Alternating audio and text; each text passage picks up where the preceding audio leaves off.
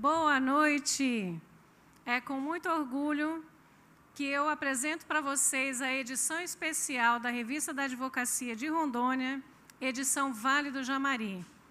A Revista da Advocacia de Rondônia nasceu com a ideia de compartilhar conhecimento entre os integrantes da advocacia. É uma revista feita de advogado para advogado, nos quais todos nós compartilhamos os nossos pensamentos, as nossas novas teses e a ideia que a gente tem em torno de determinados ramos do direito.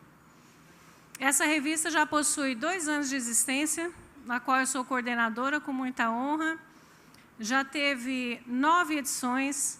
Dentre essas novas edições, ela é bimestral e ela tem o que a gente chama de macrotema. A gente desenvolve vários artigos em vários ramos do direito, mas eles em torno de um macrotema.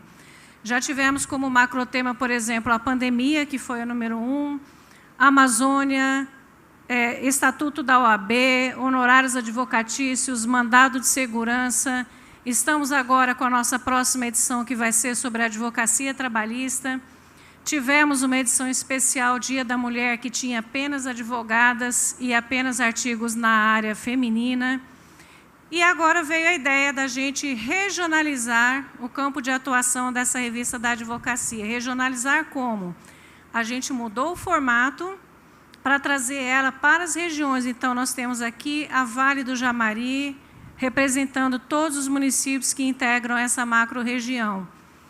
E para deixar ela com uma participação mais ampla, tema livre. Assim, cada advogada e cada advogado pode escrever os seus artigos dentro daquele tema com o qual ele já está acostumado a atuar, está acostumado a trabalhar. São 23 artigos. Estou orgulhosa da qualidade desses artigos. Gostaria de parabenizar todos vocês que participaram, todos vocês que mandaram esses artigos, que tiraram um tempinho. Eu sei que a nossa vida é corrida, cheia de prazos, cheia de clientes para atender. Eu, por exemplo, quando escrevi o livro de Estatuto da OAB, eu demorei 3 anos. E uma vez me perguntaram, mas por que 3 anos? Eu falei, porque eu só escrevia nas horas livres. E era muito pouquinho as horas livres. Então, eu sei que vocês fizeram esse esforço de tirar um tempinho para escrever os artigos. Estou orgulhosa, os artigos estão muito bons. E é com essas palavras que eu declaro formalmente aberta a cerimônia de lançamento da edição especial Vale do Jamari. Vamos começar para as nossas entrevistas, vocês vão ser entrevistados, tá bom? Vamos começar aqui pelo doutor Arlindo Frari Neto. Doutor Arlindo, bem-vindo.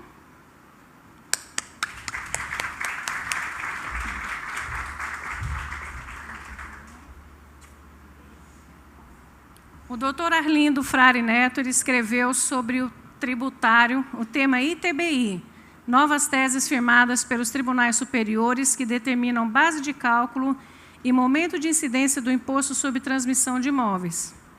O doutor Arlindo é advogado, sócio fundador do escritório Frari Advocacia, bacharel em Direito pela Instituição de Ensino Unicuritiba, pós-graduado em Processo Civil pela Universidade de Brasília, UNB. Pós-graduado em Direito e Negócios Imobiliários pela Master of Laws LLM, especialista em Direito Empresarial e Holding Patrimonial Familiar, vice-presidente da OAB Rondônia, subseção Ariquemes, no triênio de 2019/2021. Doutor Arlindo, qual é o entendimento dos tribunais superiores em relação à incidência do imposto sobre transmissão de imóveis? Primeiramente, boa noite a todos. Boa noite, doutora Zênia. Parabéns pelo evento, pela revista, do privilégio que a gente tem de escrever na nossa região, para pessoas da nossa região, sobre temas que nos interessam. Em relação à pergunta da doutora, os tribunais superiores, em especial o STF, agora em fevereiro, editou um tema, uma tese de número 1124, aonde o momento de incidência do ITBI, todo mundo sabe, eu acredito que saiba, que o ITBI é o Imposto de Transmissão sobre Bens Imóveis, ele ocorre no momento da transferência imobiliária. É comum, nas legislações de município, que os municípios cobrem no momento do contrato, no momento da escritura. Então, esse tema, de forma muito contundente, diz que só depois do registro imobiliário incide o fato gerador do ITBI. Obrigado. E aí, seguindo, né, uma outra tese, um outro tema do Superior Tribunal de Justiça, determinou que a base de cálculo do ITBI é o valor do negócio, o valor que o contribuinte declara para o fisco. Então, nós temos também muita cobrança unilateral administrativa, que o fisco arbitra o valor do imóvel com base em critérios próprios, referências próprias, e isso é ilegal. Então, o STJ já tinha esse entendimento e agora, com a tese, afirmou que o que vale é o valor do negócio declarado pelo contribuinte. Muito obrigado, doutor Arlindo, pela sua participação. Muito obrigado a todos. Obrigado, doutora Zênia, parabéns.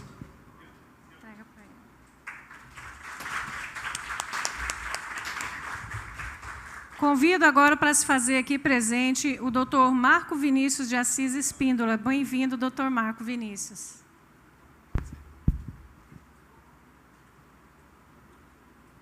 É uma honra estar aqui, doutora Zênia.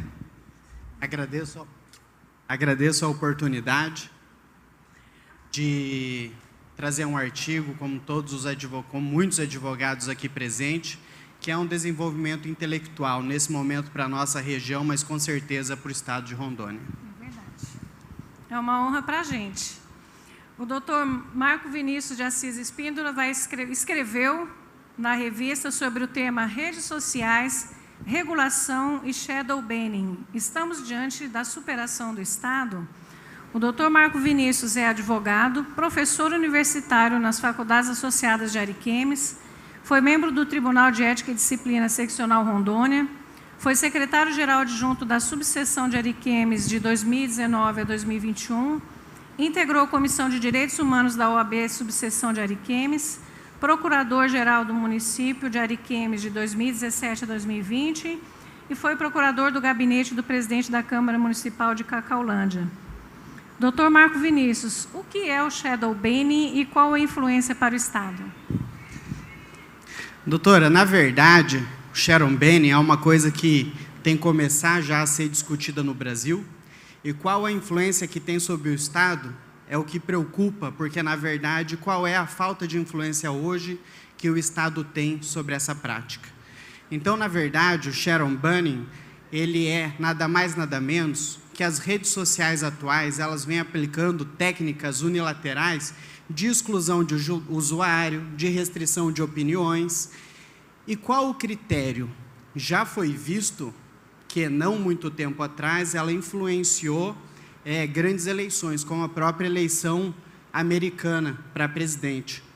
E isso vem ocorrendo por algoritmos. Então, na qual a empresa ela coloca determinados algoritmos, e daqueles algoritmos eles restringem determinadas palavras, ou então eles acham determinadas palavras, e quando eles identificam aquilo, eles passam a excluir o usuário ou a restringir suas visualizações ou comentários. Isso pode estar ofendendo, pode estar violando a nossa liberdade de expressão, liberdade de imprensa, pois, sem dúvida, não há qualquer tipo de procedimento que possa ter um contraditório e ampla defesa. E o que ocorre? Na verdade, quando ocorrem essas práticas, sequer a empresa informa o usuário. Então, toda essa prática, na verdade, além, claro, de ofender o nosso Código do Consumidor, ofende categoricamente a nossa Constituição Federal. Princípios como devido processo legal, contraditório, ampla defesa, muitos são banidos e sequer dado algum direito de resposta. A minha pergunta que eu faço é: como que isso poderá incidir no Brasil? E, infelizmente, vai ser do usuário entrar na justiça até então para tentar reverter essa prática. Até o ano passado, o presidente atual ele ingressou com uma medida, o qual tentou passar para o Congresso uma lei, o qual colocava de forma taxativa restrições a essa prática, que é o shadow banning, mas sem efetividade, porque acabava incidindo indiretamente também nas eleições e, com isso, só por lei federal e não outra medida pela presidência. Obrigado, doutora. Obrigada pela participação.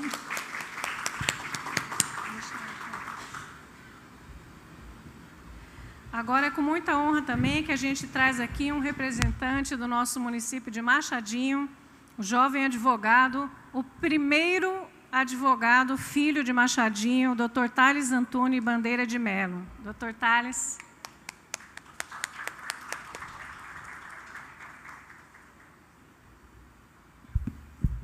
Muito boa noite a todos. Quero primeiramente agradecer a doutora Zênia pelo convite de poder estar contribuindo mais uma vez com o debate e a reflexão de temas relevantes como apresentado pelos colegas. Quero aqui também parabenizá-la, doutora Zênia, pela iniciativa da revista Advocacia de Rondônia, que contribui não só para a advocacia, como também para a sociedade, né, com o debate e a reflexão. Em relação à pergunta, a importância da defesa ambiental, primeiramente, diz respeito à garantia do devido processo legal, né, nos principais pontos, como contraditório e ampla defesa. Né. A defesa ambiental ela também é importante para que o autuado ele tenha acesso aos benefícios previstos nas leis, né, como os descontos em multas, também uma possível compensação ambiental, e para corrigir eventuais falhas que muitas vezes ocorrem, como eu tenho visto, nos autos de infração. E, principalmente, a defesa ambiental ela é importante na luta pela justiça. Né? Então, é isso. Eu gostaria, mais uma vez, de agradecer a doutora Zênia, parabenizar todos os presentes e todos os autores que contribuíram aí para a revista Advocacia de Rondônia. E deixa eu falar um pouquinho sobre o Dr. Thales, ele que é advogado graduado pela Universidade Estadual do Mato Grosso do Sul, pós-graduando em Advocacia Tributária pela Escola Brasileira de Direito, atua nas áreas de ambiental, administrativo, civil, consumidor, empresarial, previdenciário, trabalhista e tributário. E o tema que ele escreveu para a nossa revista foi a importância e a complexidade da defesa ambiental, um tema muito presente aqui nessa nossa região do Vale do Jamari. Muito obrigada, doutor Thales, muito obrigado, pela sua doutora presença. Zênia. Boa noite.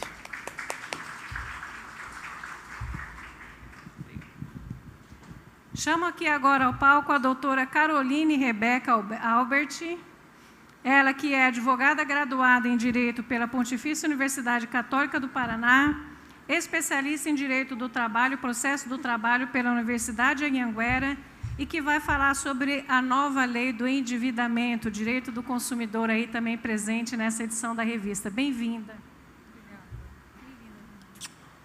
Primeiramente, agradeço a doutora Zênia, né, pela oportunidade, agradeço ao Marcos que me convidou também, e eu resolvi escrever sobre essa nova lei porque eu sou uma pessoa muito curiosa. Não é a minha especialidade, direito consumidor, mas ao ver que havia saído uma lei que possibilita a pessoa de baixa renda, né, a conferir a sua subsistência, eu achei interessante o tema, porque quando você está passando por dificuldades, é interessante que a sociedade se manifeste também e seja provocada a fazer uma lei que ampare essas pessoas. Né? Com a pandemia, muitas pessoas acabaram adquirindo, né, empréstimos bancários, não conseguiram pagar suas contas de luz, e essa lei ela veio para ajudar as pessoas a negociarem essas dívidas, fazendo um preventivo, né? Une o advogado e o tribunal. Você pode pegar o seu cliente, chamar os credores do seu escritório, fazer um pacto para pagar a dívida em 5 anos e parcelar essa dívida. Os credores são obrigados a aceitarem, porque caso eles não aceitem essa pactuação, eles vão para o final da fila, né? E acabam não conseguindo receber a dívida, né? A dívida contraída. Após 5 anos, depois de paga a dívida, a pessoa só pode refazer esse tipo de ação depois de 2 anos. O principal ponto é o prazo, né? São as pessoas que podem fazer, os tipos de dívidas que podem ser pactuadas não são todas, são essas que eu citei, né? Muito restrito a essas dívidas. além do ponto também de proteger o idoso, porque essa lei também alterou o Estatuto do Idoso, protegendo o idoso contra esses empréstimos que as pessoas ficam ligando na casa, fazendo empréstimos, endivida o idoso, não fala os juros. Então, essa lei coíbe os brancos a praticarem o anatocismo, né? São práticas indevidas. E nisso você, como advogado, pode estar protegendo o seu cliente, né? Como a lei é nova, ao final do artigo, eu fiz uma consideração, que quando for fazer no seu escritório, né, for atender, que analise a jurisprudência. Por ser uma lei nova, né, então, tema novo, é interessante que você estude sobre isso antes de atender o seu cliente. Obrigada.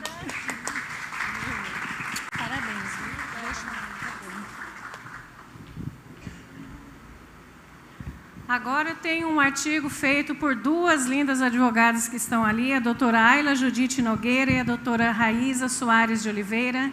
Elas que assinam em conjunto o artigo A Análise Biopsicossocial para a concessão do benefício aposentadoria por incapacidade permanente.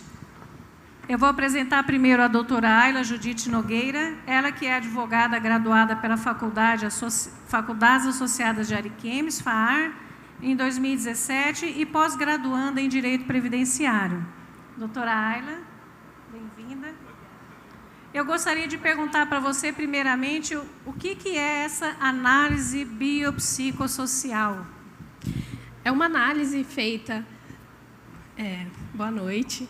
É uma análise feita nos processos previdenciários, principalmente nos de aposentadoria por incapacidade permanente, que visa desengessar as perícias médicas que muitas vezes analisam na incapacidade do segurado apenas o aspecto biológico da doença. Então, essa análise visa entender o contexto em que esse segurado está inserido, né, visando também o aspecto social, a escolaridade, a idade do segurado, e se ele realmente pode ser reinserido no trabalho, ou se essa análise apenas de que ele pode ocupar outra função, vai caber no caso dele, porque muitas vezes o segurado, por exemplo, só trabalhou a vida inteira de pintor, aí tem alguma incapacidade que traz fraquezas, por exemplo, nos membros superiores ou inferiores, e na hora de trazer na perícia, eles falam que ele pode ser realocado num trabalho que pode trabalhar sentado, mas o contexto daquele segurado não permite que ele consiga voltar ao mercado de trabalho. Então, é essa análise que a gente tratou no nosso tema. É um tema maravilhoso aí, direito previdenciário.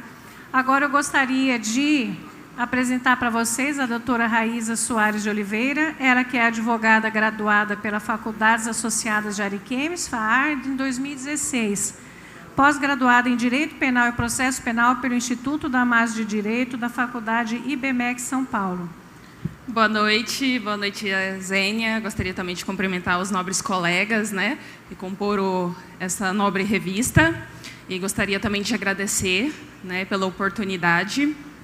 Nós tratamos deste assunto porque, né, conseguimos verificar até em casos, né, de clientes nossos dentro do escritório, onde, no momento que foram requerer o benefício da incapacidade permanente, a análise que foi feita foi totalmente superficial, né? Não se levou em conta todo um aspecto, além do biológico, né? E foi isso que nós quisemos tratar, essa abordagem multidisciplinar, não só nesse aspecto, mas que seja analisado todo um contexto social em que é inserido esse segurado, né? Seja analisado não só a doença, mas também o seu grau, levado em consideração a sua ausência, muitas vezes, de escolaridade, o fato que a doença pode se agravar com o tempo, a dificuldade que essa pessoa, muitas vezes, com já idade avançada, encontraria em ser acolhida no mercado de trabalho. Então, essa análise vai fazer toda essa dimensão, né? Vai tratar todo o contexto em que ele é inserido. Obrigada pela participação. Obrigada eu. Eu vou lá conversar mais um pouquinho com você. Você foi muito bem. Obrigada. Agora gostaria de convidar aqui ao palco outros que assinaram o artigo em conjunto também, a doutora Cíntia e o doutor Wagner. Por favor, aqui. Vou apresentar primeiro aqui a doutora Cíntia Patrícia Chagas Muniz Dias Lamounier. Ela que é advogada graduada pela Universidade do Oeste Paulista, especialista em Direito Público pela UBRA, especialista em Direito Processual Civil pelo Instituto Damásio de Direito, ocupou os cargos de tesoureira e presidente da OAB Subseção Ariquemes e conselheira estadual da OAB Rondônia, sócia do escritório Cíntia Muniz e Wagner Dias Associados. A pergunta que eu faço para a doutora Cíntia é o tema que eles escreveram é da área de Direito de Família, que é o princípio da Saizine no direito da sucessão. Não sei nem se eu falei certo, porque é francês. E eu gostaria de perguntar primeiro se eu falei certo e o que é o princípio da Saizine. Boa noite. Obrigada pelo convite, né? É uma honra participar desse projeto que desde o início sempre elogiei. O princípio da Saizine, na verdade, outro dia uma colega perguntou, nunca ouvi falar, né? Mas nem tudo no direito a gente já ouviu falar. Mas é o princípio segundo o qual, quando há o falecimento, né, há a transmissão dos bens aos herdeiros através do inventário. Esse princípio, na verdade, significa que os bens serão transmitidos imediatamente após a morte, mesmo que os herdeiros não saibam que houve o falecimento, né? Então, é como se fosse uma ficção jurídica, né? Mas há aquela transmissão imediata logo após a morte. Imediatamente, né, com a morte, há essa transmissão.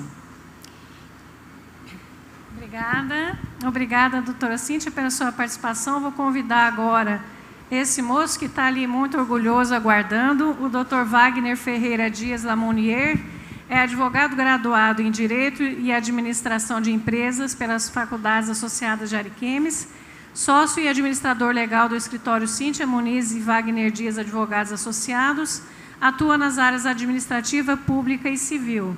Doutor Wagner, como aplicar o princípio da Saizine na sucessão com testamento? Boa noite, doutora. Boa noite a todos. Obrigado pelo convite, pela participação. Então, o direito, eu sempre brinco que não acaba nem fica pouco. Essa situação, quando tem um testamento, é a exceção do princípio da Saizine. A gente vai ter, nesse caso aí, vai ter que usar a vontade da pessoa que faleceu. Então, se existe o testamento, a princípio tem que usar o testamento. Porque, mesmo que... Eu entendo, não é pessoal minha essa opinião. Eu acho que, até que o testamento seja lido, tem que preservar o princípio da Saizine. Mas, após o testamento, aí tem que utilizar o testamento. Obrigado. Eu agradeço a presença de vocês. Muito obrigado por participarem dessa edição especial da Revista da Advocacia. Como vocês podem ver, a gente procurou ampliar o máximo possível para todos os ramos do direito essa edição muito especial. Agora, representando a área trabalhista, nós chamamos aqui o Dr. Leonardo Berkenbrock. O Dr. Leonardo, que vai nos falar sobre o tema Empregada Gestante e a Pandemia. Ele que possui graduação pela Universidade Paranaense, pós-graduação Lato Sensu, MBA em Direito Civil e Processo Civil pela Fundação Getúlio Vargas, pós-graduação Lato Sensu em Direito e Processo Eleitoral pela União das Escolas Superiores Rondonienses, mestrando em Direito das Relações Sociais e Trabalho pelo Centro Universitário UDF, advogado, fundador e sócio-administrador do Escritório de Advocacia Dallagnol e Berkenbrock Advogados Associados e é professor de Direito do Trabalho. Doutor Leonardo, muito bem-vindo à nossa edição e eu gostaria de perguntar, o trabalho presencial na pandemia pode caracterizar risco objetivo à gravidez? Boa noite, doutora Zênia. Boa noite a todos os advogados e advogadas. Congratular os advogados pelo artigo, todos os artigos escritos, a revista da advocacia e todos aqueles que contribuem nesse projeto, né? Minhas felicitações, é um grande projeto, a reflexão e a consciência da advocacia em âmbito rondoniense. Em relação à sua pergunta, a pandemia gerou várias reflexões jurídicas no contrato de emprego, né? Uma delas é o efeito que a doença, né, o coronavírus, tem no contrato de trabalho. A gente pode caracterizar que a Covid-19 é uma doença pandêmica e, portanto, não haveria nexo técnico epidemiológico ou não seria um risco específico, né, apto a, então, posicionar como um risco objetivo da atividade laborativa. Mas existem situações, sim, que a resposta seria sim, existem situações que a Covid-19 ela pode se caracterizar como um risco objetivo àquela atividade laborativa. Por exemplo, segundo o anexo 14 da NR15, há um risco de insalubridade, né, aqueles empregados que trabalham expostos a pessoas portando doenças infecto-contagiosas. Então, é um caso. Inclusive, essa atividade seria considerada insalubre, né? E, portanto, nessa situação, eu até falo isso no meu artigo, que o correto seria o afastamento da gestante através da licença maternidade. Por outro lado, em atividades que não existe esse risco objetivo, que é um trabalhador comum, que não trabalha ali em um hospital ou um ambiente destinado ao tratamento de quem está com Covid, ainda assim, eu entendo no artigo que haveria a necessidade de um afastamento pelo auxílio-doença, né, o B31, em função de que há uma lei, né, que criou um risco específico para as trabalhadoras gestantes em qualquer forma de trabalho presencial. Então, é isso. Bom, muito obrigado. Muito obrigada, doutor Leonardo. Aproveitando o ensejo do nosso representante da Advocacia Trabalhista, eu queria informar para vocês que a próxima edição bimestral da Revista da Advocacia será justamente na área trabalhista. Ela se chamará a Advocacia Trabalhista. A última que foi lançada recentemente foi a de Direito Eleitoral. São edições bimestrais com macrotema. A participação de vocês é sempre bem-vinda e nós temos também o nosso site, então, quando vocês sentirem vontade de compartilhar com os outros advogados e advogadas uma tese de vocês, uma tese que vocês desenvolveram, por exemplo, em algum processo e acharam muito interessante, o site da revista também está à disposição para publicar a qualquer momento, independentemente de edição, independentemente de tema, independentemente de região, tá bom? É o nosso site revista.adv.br. Vamos continuar com as nossas entrevistas. Eu quero aqui chamar agora o Dr. Newton Edgar Marena e o Dr. Marcos Pedro Barbas. Eles que assinam em conjunto o artigo As novidades implementadas no cenário jurídico frente às recentes alterações da Lei Federal número 8.429/92. Bem-vindos. Vou começar aqui pelo Dr. Milton Marena. Ele que tem 23 anos de atuação na área administrativa e civil, pós-graduação em Direito Público e Processo Civil, Procurador-Geral do município de Ariquemes de 2015 a 2012, membro da Comissão de Prerrogativas da OAB Subseção de Ariquemes de 2019 a 2021. Seja muito bem-vindo, é uma honra ter vocês aqui com a gente. Dr. Milton, quais foram as modificações mais relevantes na Lei de Improbidade Administrativa? Primeiramente, boa noite, doutora Zênia. Boa noite a todos os colegas e familiares. É uma imensa honra poder fazer parte desse projeto, o qual a doutora Zênia teve em nosso escritório há 2 anos atrás, na primeira visita, começando, né, essa revista, plantando aquela sementinha maravilhosa, e hoje a gente vê esse fruto aí podendo ser colhido, podendo ser dividido com os colegas da região do Vale do Jamari, né? Interiorizando isso, que isso é uma coisa que a gente sempre pede para que todos aqueles que estejam representando a nossa OAB, que interiorize, né? Traga também para o interior. E voltando à pergunta, né, nós advogamos há muito tempo na área administrativa e sempre fazendo defesas nas ações civis públicas, e a gente sempre teve uma dificuldade muito grande do tribunal em entender na questão do dolo, né? Geralmente, em alguns casos, a gente teve condenações, conseguimos absolvições depois no Tribunal de Justiça ou nos tribunais superiores, porque eles usavam muito o dolo culposo. E as modificações que vieram na nova lei de improbidade administrativa foi justamente isso, somente condenar o gestor. E é muito importante isso, porque às vezes a gente fica preocupado, nossa, modificou a lei para beneficiar apenas os gestores. Não, pelo contrário. Modificou a lei para trazer a justiça para os gestores e para os servidores também. A gente se deparou nesses 23 anos de advocacia, muitos servidores públicos, por inabilidade, por falta de conhecimento, por falta de tato com o poder público, praticando atos não com dolo, mas sem a intenção de trazer dano ao erário, sem a intenção de prejudicar. Então, com essa modificação dessa lei, eu vejo que realmente trouxe a justiça. E essa modificação veio através de várias conquistas de vários colegas em jurisprudências, em defesas orais nos tribunais, e com isso trouxe uma nova característica essa lei. Punir sim o agente, aquele agente doloso, aquele gestor doloso, aquele que pratica realmente o dano ao erário. E também veio a prescrição. Vou citar apenas essas duas mudanças para não tomar mais o tempo dos colegas, que também auxiliou muito. Porque nós tínhamos aí ações de prioridade administrativa, o gestor ou o servidor, depois de 30 anos, 20 anos, estava sofrendo um processo, podendo perder seu emprego, sem ter a prescrição. Então, essas duas modificações eu vejo que vieram para trazer a justiça, né, que a gente sempre briga por ela. Muito obrigado. Eu que agradeço a sua participação. E agora eu quero aqui ler o currículo do Dr. Marcos Pedro Barbas Mendonça. Ele que é advogado militante nas áreas de direito civil, trabalhista e administrativo, especialista em processo civil, gestão pública e controladoria, e bacharel em ciências contábeis.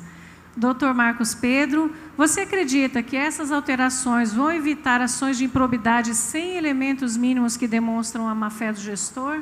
Boa noite, doutora Zênia. Boa noite, colegas, demais presentes. Primeiramente, parabenizar pelo projeto e dizer que me sinto honrado em participar e contribuir com a advocacia de Rondônia. Em relação à pergunta da doutora, com certeza absoluta. Não só em relação a novas ações, mas também as ações que já estavam em trâmite e continuam em trâmite. Isso porque a natureza jurídica da lei de improbidade administrativa, ela é híbrida, por conta das sanções ali previstas. E o entendimento majoritário é de que ela vai retroagir para beneficiar o réu. Então, nesse caso, até mesmo em ações que já atuávamos, o próprio judiciário já vem se manifestando, os juízes ex officio, determinando a intimação das partes para se manifestar em relação à aplicabilidade da 14.230, que é uma lei que não revogou a lei de improbidade administrativa, apenas complementou, na verdade atualizou, né? Eu sempre brinco que a lei de improbidade administrativa aqui de 92 já tinha adquirido a maioridade, já estava beirando os 20 anos. Então, certas coisas precisavam, de fato, ser atualizadas e a gente acredita que essas atualizações foram muito importantes e farão jus, não só ao trabalho do advogado, mas também, realmente, o que o Dr. Nilton falou, aplicar a verdadeira justiça. Muito obrigado. Obrigada pela participação.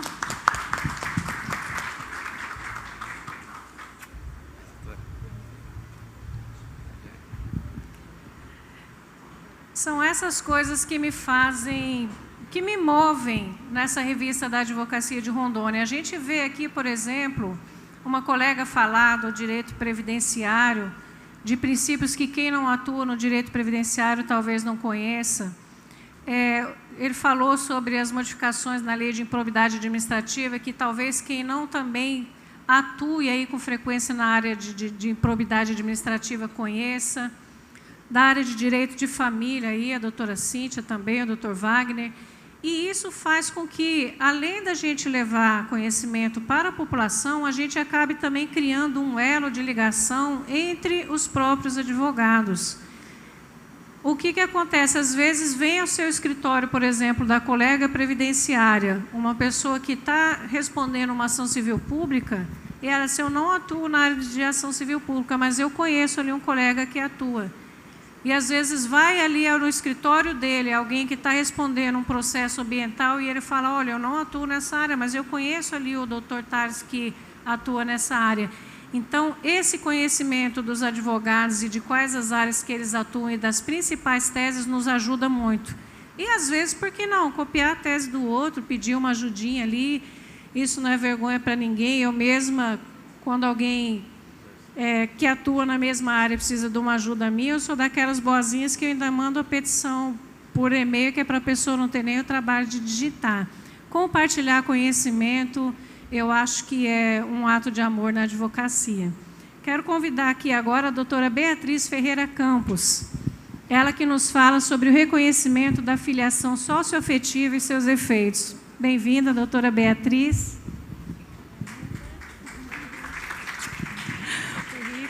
A doutora Beatriz é advogada atuante no direito de família, mais uma representante de direito de família, trabalhista e empresarial, especialista em processo civil e direito civil, membro da Comissão da Mulher Advogada, subseção de Ariquemes, e coordenadora do projeto Florescer, professora universitária também. Doutora Beatriz, bem-vinda. Eu gostaria de perguntar, dentro do seu tema, quais os principais efeitos do reconhecimento da relação socioafetiva, um tema também maravilhoso aí, muito atual. Boa noite, doutora Zênia. Boa noite a todos os colegas. Quero, primeiramente, agradecer pelo convite, imensamente feliz de estar participando desse projeto, como todos os outros colegas. E falar de direito de família, para mim, tem sido algo muito bom, né, desde que eu iniciei na área. E quanto ao reconhecimento pela relação afetiva, é algo que vem mudando, né? Como eu cito no artigo, desde sempre tínhamos aí os filhos de coração, os filhos de criação, né? Muitas vezes aí que desde pequeno passavam a fazer parte da família. E o reconhecimento judicial dessa situação, da afetividade, é extremamente importante para que essa pessoa adquira aí os seus direitos e os seus deveres. Quanto à pergunta, os principais efeitos estão aí no direito pessoal e patrimonial. Não sempre falando apenas do direito em receber, né? O direito à herança, o direito em utilizar o sobrenome da família, mas também o dever, né, de prestar alimento, né, quando necessário, de fazer a sua parte dentro dessa relação de família. Eu amo esse tema. Gosto muito de estudar sobre as relações familiares pelo vínculo afetivo e acho de extrema importância para a gente na nossa sociedade atual. Obrigada, doutora Beatriz. Realmente um tema bastante interessante. Convido aqui agora a doutora Amanda Silva dos Santos. Ela que nos fala sobre o jurídico como um dos pilares para o crescimento consistente das empresas. A doutora Amanda é advogada graduada pelas Faculdades Associadas de Ariquemes, especialista em Direito Empresarial por meio do curso promovido pelo professor André Santa Cruz, especialista em Direito Processual Civil pela Fundação Getúlio Vargas. Bem-vinda, doutora Amanda. Dentro do seu tema, eu vou lhe perguntar como o jurídico pode auxiliar o crescimento das empresas. Boa noite, doutora Zênia. Boa noite a todos os colegas que estão aqui presentes nessa noite. Eu gosto muito desse tema empresarial, porque eu cresci num lar de pais empresários, então eu pude vivenciar um pouquinho da dor do cenário econômico e jurídico brasileiro. E aí eu percebo muito, tanto dessa vivência dentro de casa, quanto desse período aí de advocacia, tanto como estágio e advogando, que a cultura empresarial aqui no nosso estado é de que os empreendedores busquem um advogado quando o problema já está instaurado. E aí o desgaste emocional e financeiro já é muito grande, o que poderia ser evitado se houvesse uma assessoria prévia. Por que a importância da assessoria no crescimento das empresas? Justamente pelo fato de que, quando há um acordo de sócios, quando é feito um regimento interno, ali você consegue estabelecer condutas que serão tomadas pelos empreendedores em eventuais conflitos, o que evitaria ações judiciais, tanto trabalhistas quanto entre os sócios, evitaria dissoluções de sociedade e muitos outros conflitos que pessoas que já passaram por isso colocariam até a saúde mental e emocional em primeiro lugar do que a financeira. E aí eu vejo muito que esses empresários que já passaram por falência, já passaram por conflitos societários, já buscam ter uma assessoria ali na sua empresa, diferentemente de quem está começando agora, né? Então, é muito importante para que uma empresa esteja bem consolidada juridicamente, para que esteja pronta para receber um aporte tanto de investidores de fora, quanto até mesmo de bancos, através de empréstimos e muitas outras formas. É, de fato, muito importante realmente o que a gente chama de advocacia preventiva, né? Muito parabéns pelo seu artigo. Obrigada. Vamos continuar as nossas entrevistas. Eu quero convidar aqui agora o Dr. Anderson Justiniano de Souza, ele que nos fala sobre o bafômetro e o preceito constitucional de que ninguém é obrigado a produzir prova contra si mesmo. O Dr. Anderson é advogado pós-graduado em Direito Penal e Processual Penal pela Faculdade de Rondônia e é pós-graduando em Direito Médico e Hospitalar pela Faculdade CERS. Dr. Anderson, bem-vindo, e eu vou lhe perguntar se, na sua opinião, as pessoas realmente são obrigadas a se submeter ao teste do bafômetro na nossa famosa lei seca. Olá a todos os doutores, boa noite. Boa noite, doutora Zênia. Então, esse artigo foi escrito antes da decisão do STF, que julgou a ação direta de inconstitucionalidade 4103 de 2008, e mês passado eles decidiram que, pela constitucionalidade do dispositivo legal, né, que determina no Código de Trânsito Brasileiro, o artigo 165A, que a recusa ao teste do bafômetro faz com que seja a aplicação da multa, né? Então, assim, o princípio constitucional de não incriminalização, que é o que a gente batia em cima e buscando a defesa disso, ele foi usado de uma forma diferente. Ele foi deixado de lado e o judiciário entendeu que é constitucional, sim, que todos nós devemos submeter ao teste de alcoolímetro, né? O famoso popular bafômetro. Independente assim da decisão do STF, vamos ver como que vai ser daqui para frente, mas acredito eu, que fere o princípio da não incriminalização, porque passamos a produzir prova contra nós mesmos, né? Que é um princípio extremamente importante previsto na nossa Constituição Federal. É verdade, polêmico o tema, e temos aí o nosso representante também da área penal, da área criminal. Meus parabéns, doutor.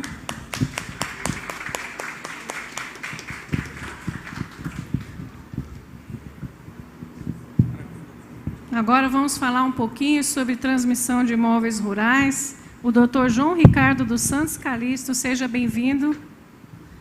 Ele que fala sobre o acesso de advogados em repartições públicas e quanto ao exercício da advocacia na transmissão de imóveis rurais. O doutor João Ricardo dos Santos Calixto é graduado em Direito pelas Faculdades Associadas de Ariquemes, pós-graduando em Direito Civil e Processo Civil pela Faculdade Facesita e militante em Direito Civil. Doutor João Ricardo, eu lhe pergunto, quais são as dificuldades que encontramos hoje na transmissão dos imóveis rurais? Primeiramente, agradecer pelo convite. Doutora Zênia, obrigado. Doutor Marco Vinícius, que estendeu o convite a gente fica satisfeito em participar. A principal dificuldade hoje, no tocante à transmissibilidade de imóvel rural, está no tocante à falta de legislação vigente, né? Não tem legislação que autorize esse atual proprietário a pagar a dívida junto ao INCRA, caso ela não tenha sido paga. Tá? Caso ela não tenha sido paga, por mais que o atual proprietário, depois de 30 anos com a escritura pública, ele procura o órgão competente e não consegue pagar. Ele não consegue pagar por quê? Porque ele não tem boa vontade? Não, é porque não pode pagar. Porque ele não é o devedor. O devedor é aquele colonizado pelo INCRA na década de 70, na década de 80. Então, quem milita no direito imobiliário, quem milita no direito agrário, sabe do que eu estou falando. Existem transações milionárias aí de imóveis rurais que não estão sendo feitas porque não consegue transmitir. Quem compra, chega lá no cartório, fala, eu consigo transferir? Tem a carta de quitação do INCRA? Não tem? Não transfere.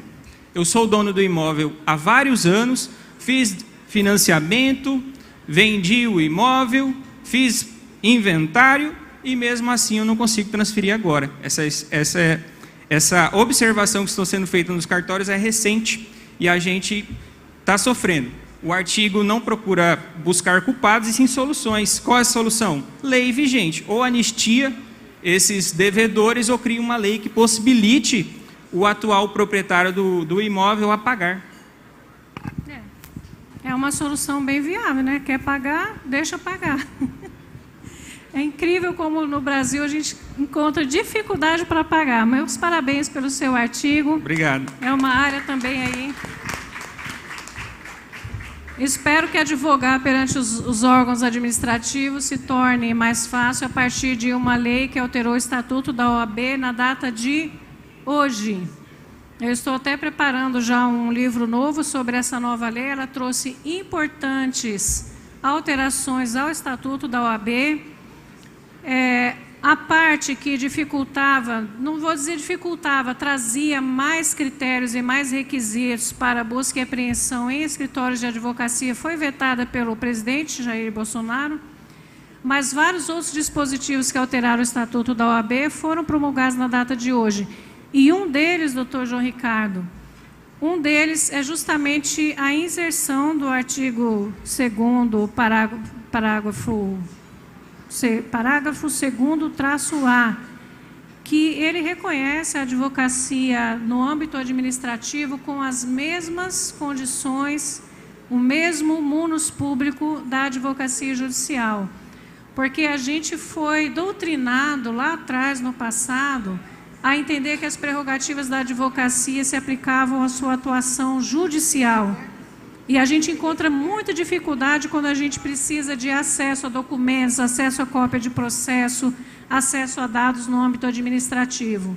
Embora eu defenda a ideia de que todas as nossas prerrogativas sempre se aplicaram na área administrativa, a inserção desse novo dispositivo no Estatuto da OAB, dizendo objetivamente isso, eu creio que vai facilitar muito a inserção da advocacia aí dentro do âmbito administrativo e, afinal, em muitas e muitas situações, não só o campo administrativo é amplo, ele é mais rápido, ele pode trazer um resultado financeiro bem mais rápido para o advogado do que o âmbito judicial em inúmeras situações como essa que você atua. Queria convidar agora ao palco a doutora Valdéria Ângela Caseta, ela que nos fala sobre a importância do Estatuto da Criança e do Adolescente. Bem-vinda, doutora Valdéria. Boa noite, Zênia. Eu quero agradecer a oportunidade, tá? A doutora Valdéria é advogada atuante nas áreas criminal e familiar, foi conselheira tutelar da CDL-PR Ariquemes, Rondônia, foi membro da CMCDCA da CDL Ariquemes, foi presidente e membro da Comissão de Direitos Humanos da OAB Seccional de Ariquemes, foi assessora do Ministério Público do Paraná, presidente da Pastoral da Igreja Católica de Campina Grande da Lagoa, Paraná, e ela que fala sobre a importância do Estatuto da Criança e do Adolescente. Vou perguntar a ela quais são as principais garantias que o Estatuto prevê para essas crianças, o que ela pensa assim, que é de mais relevante. Boa noite, Zênia, novamente. Então, o Estatuto da Criança e do Adolescente, ele veio para sanar o Código Penal referente à idade, né, que o adolescente poderia cometer um delito e não seria punido. Só que não só leigos, a maioria não conseguiu interpretar o Estatuto da Criança e Adolescente, onde que houve esse tumulto todo de muitos infratores menores. Porque antes, se você completar 18 anos, você poderia cometer delito, cometer crime, tudo bem, você só se apresentava e tchau. E agora não, o Estatuto ele fez com que, se você cometer esse crime de 14 a 18 anos, você vai cumprir sim. Nós temos aqui em Ariquemes o CESEA, e antes não tinha. Inclusive, o Estatuto, ele é um Estatuto de excelência. Ele é uma das melhores leis do mundo referente à criança e ao adolescente. Infelizmente, nós temos dificuldades, muito mesmo, conselho tutelar, o CMDCA, que não atua de acordo, conselho tutelar está aqui para todo mundo ver que bárbaros, né? Eles cometem, eles não sabem o dever deles e eles metem os pés pelas mãos. Nós temos assim abrigos superlotandos por ações de conselheiros tutelares que não estão aptos ali, que eles não têm discernimento para aquela situação ali. Enfim, o estatuto ele é lindo, maravilhoso, mas infelizmente nós temos esse problema. A prática não está condizendo com a lei, né? De forma alguma, de forma alguma. Eu até falo que eu fui assessora do Ministério Público no Paraná, e uma das pessoas que fez com que eu gostasse mesmo do Estatuto da Criança e do Adolescente foi o doutor Murilo. Ele é considerado o pai do ECA, né?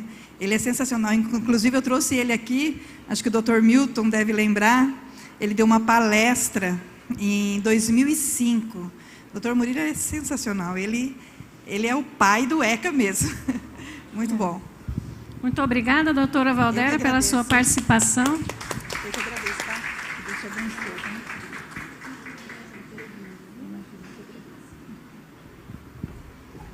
E agora eu convido aqui a doutora Karine Reis Silva, ela que nos fala sobre o tema da revalidação do diploma no curso de Medicina, aspectos e efeitos jurídicos. A doutora Karine é graduada em Direito pela FAAR, advogada sócia do Escritório de Advocacia Zeferino Advogados, membro da Comissão de Direito Previdenciário, da qual é presidente, pós-graduada em Direito e Processo do Trabalho pela LFG, pós-graduada em Direito Previdenciário pela Damásio, cursando atualização das ciências jurídicas com foco em doutorado na área de Direito Constitucional pela UBA, Universidade da Argentina. Bem-vinda, doutora Karine. Eu gostaria de perguntar, dentro do seu tema, como que funciona a revalidação dos diplomas de medicina no Brasil e qual é o melhor procedimento para isso. Boa noite. Boa noite, doutora Zênia. Um prazer estar aqui e, mais uma vez, contribuir, né, nessa edição que é tão especial, essa edição do Vale do Jamari.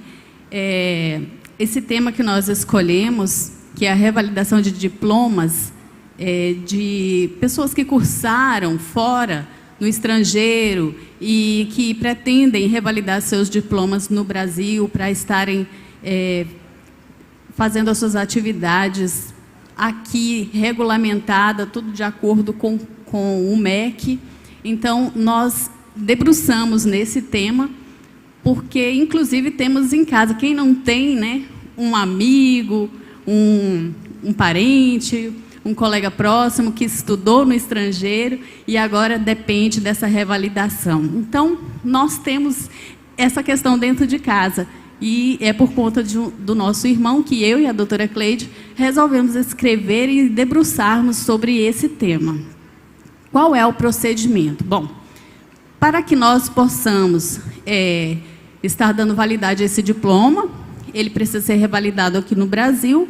E de que forma? Existem duas formas, né? Uma forma simplificada e uma detalhada. E também a famosa prova do revalida. E essa prova do revalida, ela tem reprovado muitos alunos. Só que o que muitas pessoas não sabem é que a forma simplificada, ela hoje está abrangendo um número muito grande de alunos e que conta com um dispositivo legal que permite que o aluno que cursou numa certa faculdade, esta faculdade chegou no Brasil e conseguiu fazer a sua revalidação em pelo menos 3 faculdades aqui no Brasil, distintas, tá? São 3 colegas dele da mesma faculdade, vieram para o Brasil, conseguiram fazer a revalidação dos seus diplomas de forma plena, sem complementação. Então, já dá o direito do seu colega a pegar esses 3 diplomas e mostrar, olha, eu tenho aqui esses 3 diplomas e eu posso agora revalidar de forma simplificada e não da detalhada. O que acontece? Que muitos editais têm sido abertos e tem somente colocado à disposição a forma detalhada, porque talvez seja mais rentável para as faculdades. Então, o que a gente quer realmente trazer é esse conhecimento de que é possível hoje para muitas pessoas fazerem essa revalidação pela forma simplificada. Muito interessante, meus parabéns, doutora. Eu confesso que eu achava que só fazendo a prova do Revalida mesmo. E o número no estado de Rondônia, por isso que é bom a gente ter as nossas realidades locais, o número de pessoas no estado de Rondônia que faz medicina fora, principalmente na Bolívia, e tem dificuldade de revalidar os diplomas aqui, é muito grande. Então, ela nos explica aqui essa novidade, de que tem uma forma simplificada sem precisar se submeter à prova do Revalida. Recomendo aí, para quem conhece alguém que precisa do Revalida, a leitura do artigo. Meus parabéns. Chamo aqui agora o Dr. Breno Maifredi Campanha, ele que vai nos falar sobre o mito do direito e a trágica paradoxal tutela socioambiental experienciada nas unidades de conservação Resex Jaci Paraná e APAS fez Rio Pardo. Olha, mais regional, Vale do Jamari, impossível. Ele que é doutorando em Ciências Jurídicas pela Univale, mestre em Direitos e Garantias Constitucionais pela FDV, onde também cursou o respectivo doutorado como aluno especial. Pós-graduado, lato sensu em Direito Processual Civil, Direito Ambiental e Urbanístico. Professor universitário e pesquisador nas áreas de ambiental, nas áreas de Direito Constitucional, Direito Processual e Direito Ambiental. Advogado, sócios do escritório Maifredi e Maifredi Advocacia e Assessoria Jurídica e assessor jurídico do município de Ariquemes. Bem-vindo, doutor Breno, para falar sobre o seu tema. Boa noite, doutora Zênia. Boa noite aos colegas. Uma honra integrar esse momento. Agradeço o espaço, agradeço a oportunidade. E o tema, na verdade, o artigo é mais uma provocação para chamar a atenção para um problema muito vivo na realidade aqui na nossa região, mais especificamente do Vale do Jamari, mas que também atinge a área de Porto Velho, a área de Guajará-Mirim, a área de Nova Mamoré, que diz respeito ao desmatamento ilegal. E é um fenômeno que, por si, ele é muito interessante e instigante para mim como pesquisador, que é um fenômeno que eu não vejo nada semelhante, nenhuma experiência semelhante ao longo do país. Para o advogado que atua na área e milita na área, como é o caso do nosso escritório, também é interessante porque em um contexto em que se tem muito problema, para advogado, quanto mais problema, melhor. Quanto pior, melhor. Não é assim, geralmente é essa a lógica. Mas quem sai perdendo? Tirando o advogado e o pesquisador, todos saem perdendo. Desde a ponta da corda, desde o produtor rural que está lá dentro, desde a coletividade de uma maneira geral, enfim, todos saem perdendo na situação. E da onde que veio esse insight para eu começar a trabalhar o tema? Eu comecei a perceber que determinadas unidades de conservação, o índice de desmatamento ilegal, ano a ano, é superior à de outras áreas, regularizadas, outras áreas. Então, quanto mais protegida, formalmente protegida, uma área que tem uma destinação, igual a típica de unidade de conservação, de uso sustentável, alguns fenômenos da nossa região, na verdade, é pior, porque o índice de desmatamento ilegal, a proliferação do atingimento ao meio ambiente ecologicamente equilibrado é muito mais nocivo. Então, é partindo dessa ótica que a gente trabalha para justificar da onde que veio e para onde que a gente está indo. E até então, a minha pesquisa, o meu estudo tem chegado à conclusão, tem percebido que tatu não sobe em toco, né? Alguém que botou lá. E isso tem muita gente que acaba tendo, ainda que bem intencionada, ainda que se milite no sentido de reprimir o problema, o remédio tem dado muito mais efeito colateral do que algum tipo de benefício. E quem tiver interesse na área,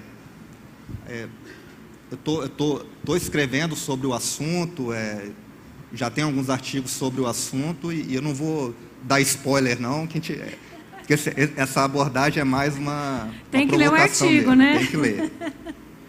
Obrigada, doutor Breno. É um assunto realmente interessante. Interessante e bem regional, porque os efeitos são muitos e envolve muito a advocacia aqui da região do Vale do Jamari. E, por último, quero convidar aqui para participar a doutora Francilene Araújo da Silva Ramos, ela que vai nos falar sobre breves considerações sobre a lei breves considerações sobre as alterações trazidas pela Lei do Agro. Vamos falar um pouquinho de agronegócio aqui com a doutora Francilene. Ela que é graduada em Direito pela Faculdade Associada de Ariquemes, advogada desde 2011, pós-graduada em Direito Tributário pela Fundação Getúlio Vargas, pós-graduada em Direito Agrário e do Agronegócio pela Fundação do Ministério Público do Rio Grande do Sul.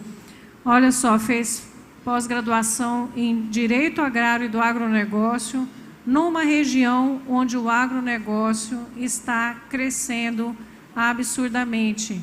Numa reunião feita em São Paulo, num curso sobre agronegócio recentemente, perguntaram ao professor qual era a área que mais ia crescer nos próximos anos em termos de agronegócio, e ele respondeu: o estado de Rondônia, principalmente a região ali de Ariquemes e o entorno de Ariquemes. Essa foi a resposta dada em São Paulo a respeito do agronegócio. Bem-vinda, doutora.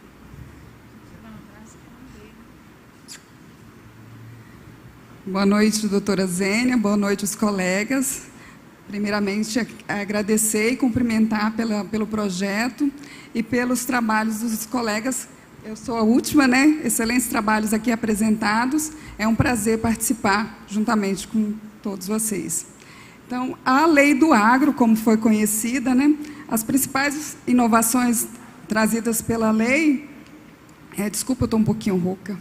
Mas as principais inovações trazidas pela Lei do Agro foi o patrimônio de afetação, que foi implantado, relevantes alterações com relação ao Instituto da Alienação Fiduciária, seja de bens móveis ou imóveis, a possibilidade de um processo executório mais célere, por ser pelo meio extrajudicial, além também das alterações na emissão da CPR. A Lei do Agro, como foi conhecida, né, ela foi criada com o intuito de modernizar o financiamento do agronegócio no Brasil. Essa lei, que foi de 2020, é recente, ela foi, de certa forma, otimizada agora no processo da Covid-19 para justamente dar uma celeridade no crédito rural. Por que a importância do crédito rural para o agronegócio? Porque sem um crédito rural, o negócio não cresce. Quem está aí no agro sabe que precisa do crédito rural para o crescimento.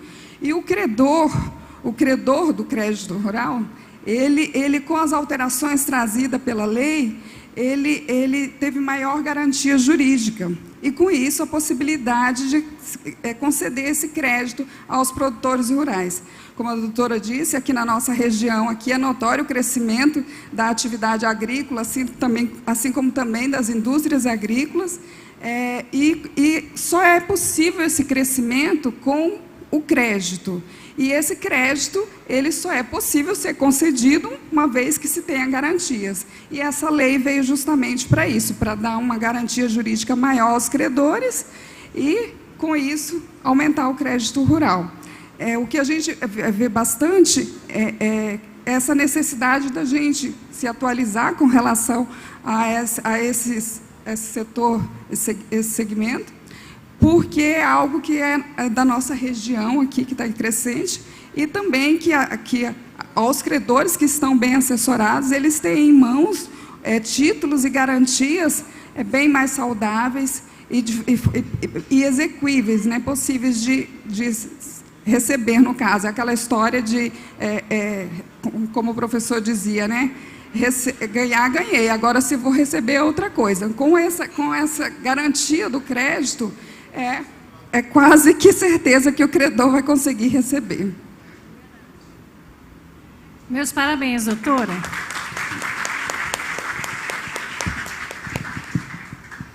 agora, gente, embora a gente tenha encerrado as entrevistas, eu queria pedir desculpa, mas na primeira entrevista do Dr. Arlindo, houve um problema aí com a equipe. E, veja bem, todas essas entrevistas, elas vão ser disponibilizadas para vocês poderem compartilhar individualmente, porque é claro que é difícil a gente compartilhar uma live desse tamanho. Então, por exemplo, a doutora Amanda vai receber um vídeo com a entrevista dela, todos vão receber um vídeo com a sua entrevista. Então, como houve esse erro no momento da entrevista do doutor Arlindo, e para ele não perder o direito de ter a entrevista dele, ele vai repetir, tá bom? Doutor Arlindo, bem-vindo de novo. Boa noite, doutora Zênia. Boa noite, a advocacia de Ariquemes. Mais uma vez, honrado em fazer parte dessa edição especial do Vale do Jamari. Então, eu vou lhe fazer a pergunta de novo, doutor Arlindo Fraga. Doutor, qual é o entendimento dos tribunais superiores em relação à incidência do imposto sobre transmissão de imóveis? Então, doutora Zênia, o Supremo Tribunal Federal, nesse ano de 2022, em fevereiro, editou a tese 1124, o tema 1124, aonde a base de cálculo, o fato gerador do ITBI, ele ocorre após a transferência imobiliária.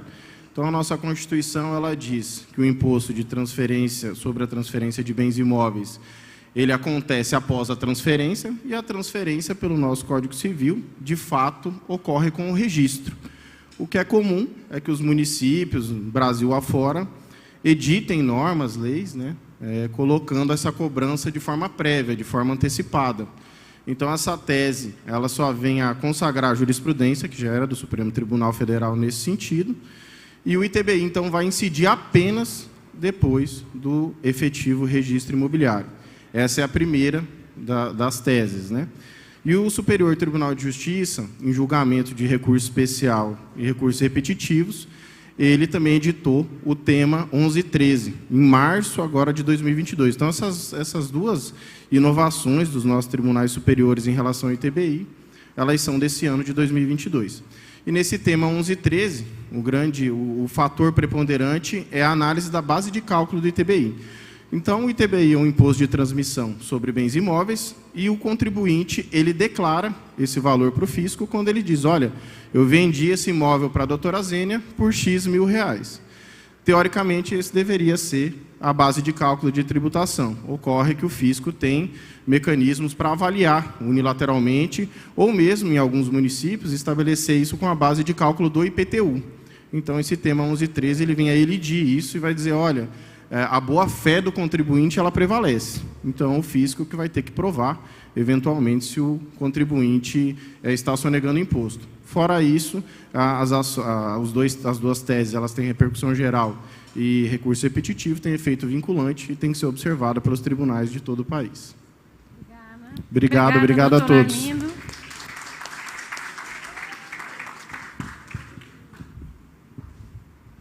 E agora, então, gente, eu vou encerrar essa live de lançamento da edição especial Vale do Jamari. Agradeço a todos vocês que vieram, todos vocês que deram entrevistas, todos vocês que publicaram na nossa revista esses vários temas. Eu gostaria de dizer para vocês que está disponível no nosso site a última edição, que foi a de março-abril, de Direito Eleitoral. Se vocês entrarem no site, vocês vão verificar acima e à direita, aonde vai estar edições anteriores. E lá vocês também vão poder ter acesso à edição inteirinha dedicada a honorários, edição inteirinha dedicada à Amazônia, dedicada ao Estatuto da OAB, edição dedicada à mulher, dedicada à pandemia, dedicada a mandado de segurança. São várias edições. E eu recomendo vocês também que vocês baixem gratuitamente essas edições, porque tem muita coisa interessante. O nosso estado de Rondônia está repleto de advogadas e advogados com muita competência e muito conhecimento a ser compartilhado. Convido todos vocês a aproveitarem o restante da nossa festa e agradeço imensamente a presença de todos. Muito obrigada.